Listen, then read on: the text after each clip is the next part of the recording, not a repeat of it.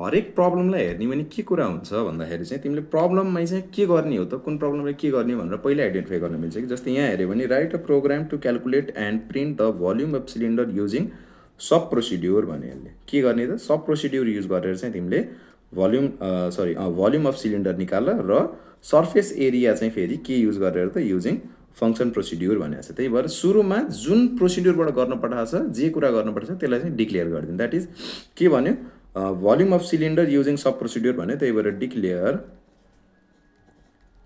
Declare sub volume of cylinder भनेको, त्यही भएर मैले VS लेखेँ, VC volume of cylinder using sub procedure भन्दा VC भनेर एउटा भेरिएबल नेम डिक्लेयर भयो। त्यसपछि अब यसलाई चाहिने के हो त भन्दाखेरि पाई भनेको युनिभर्सल भ्यालु हो, त्यही भएर R र H चाहिन्छ हामीलाई हैन। त्यही भएर R, H लेखेँ मैले।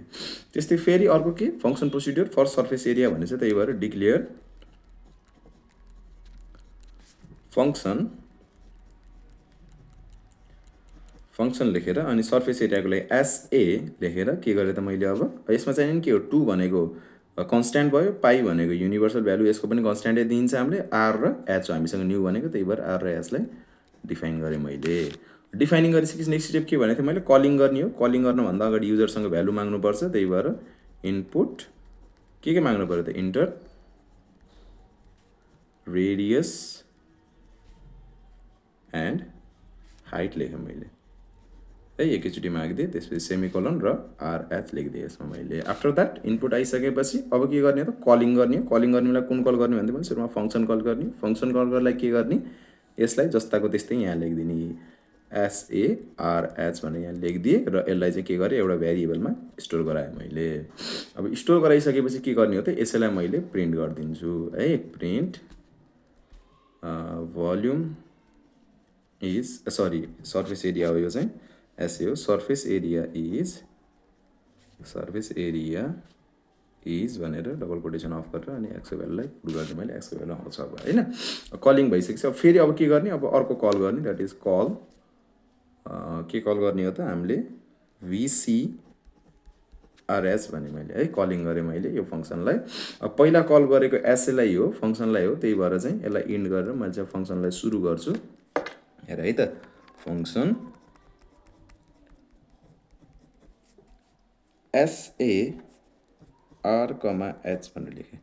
आफ्टर द्याट SA, R लेखेपछि अब यसको लागि छुट्टै भेरिएबल बनाएँ। त्यही भएर मैले A भन्ने भेरिएबल बनाएँ र यसको लागि फर्मुला के थियो, 2 × 3.14 पाईको value into R bracket over R plus H भनेर मैले चाहिँ यसलाई लेखेँ हैन। अब यो भ्यालु आउँछ यसमा, यो भ्यालुलाई रिटर्न गर्नुपर्छ कसमा, यो मेन फङ्सनमा। त्यही भएर SA इक्वल्स टु A भनेर मेन फङ्सनमा मैले भ्यालु रिटर्न गर्थेँ। अब यो भ्यालु यहाँ जान्छ, यहाँ गइसकेपछि यो एक्समा स्टोर हुन्छ र यो चाहिँ के भइदिन्छ त, प्रिन्ट भइदिन्छ। After that again end function लेखेर फङ्सनलाई चाहिँ इन्ड गरिदिएँ मैले। सो द्याट अगेन अब कसलाई युज गर्ने, अब सब प्रोसिड्युरलाई कल गर्नु पऱ्यो हैन।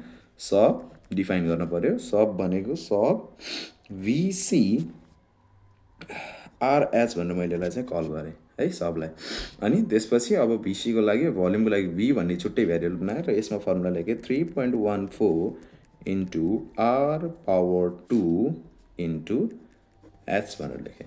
अनि त्यसपछि अब यसले रिटर्न गर्नु पर्दैन। त्यही भएर मैले यसमा चाहिँ डाइरेक्टली प्रिन्ट भोल्युम इज भनेर V भनेर लेखिदिएँ। अनि त्यसपछि मैले के गरिदिएँ त, इन्ड सब भनेर लेखिदिएँ। ओके, यही हो स्टेप चाहिँ है।